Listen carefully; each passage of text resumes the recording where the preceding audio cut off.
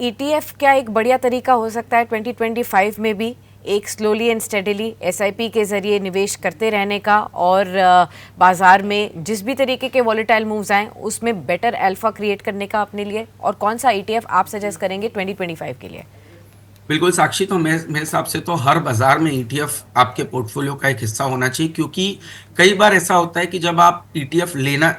जब उस सेक्टर पे बेट करना चाहते हो, उस समय पे सेक्टर में बहुत सारी हेडविंड्स चलती रहती है। और तब आप पूछे कि इसमें से कौन सा स्टॉक अर्निंग ग्रोथ दिखाएगा, टॉप लाइन ग्रोथ दिखाएगा, ये किसी को मालूम नहीं होता। इसका मतलब है तब आप ये बेट ले रहे हैं कि खराब समय में अगर से आप एक सेक्टर जो कि जिसने प्रूवन ट्रैक रिकॉर्ड है 5 ईयर 10 ईयर में काफी अच्छा किया है, उस हेडविंड पे अगर से जब आप उस सेक्टर के अंदर में बेट लेना शुरू करते हैं, तब उसके अंदर इमीडिएट कोई टारगेट नहीं होता, इमीडिएट कोई ट्रिगर्स नहीं होते, बट आप लॉन्ग टर्म इन्वेस्टर के तौर पे जब उसको एवरेज कर लेते हैं तो आपकी एंट्री पॉइंट काफी अच्छी होती है। अब मेरे हिसाब से इस समय पे जो 3 ईटीएफ मुझे लगता है कि आपके पोर्टफोलियो का हिस्सा होना चाहिए और जो काफी अच्छा कर सकते हैं, उसमें सबसे पहले मैं कहूंगा फार्मा का ईटीएफ होना चाहिए, दूसरा होना चाहिए आईटी का ईटीएफ, और तीसरा होना चाहिए बैंक 20 का ईटीएफ। क्योंकि मुझे लगता है बैंक्स के अंदर में वैल्यूएशन की कंफर्ट बहुत अच्छी है, आपका डिपॉजिट ग्रोथ बहुत बेटर होने वाला है, और यहाँ पर पे क्वालिटी जो बैंक्स है वो कहीं ना कहीं अगर से यहाँ पे क्रेडिट एनवायरनमेंट खराब होता है, एनपीए के नंबर्स में कोई बढ़त आती है,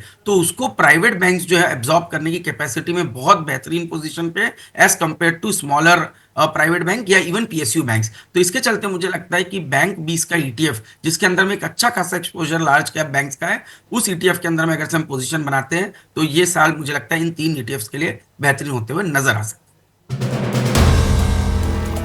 If you like the video, do like, comment, share and subscribe.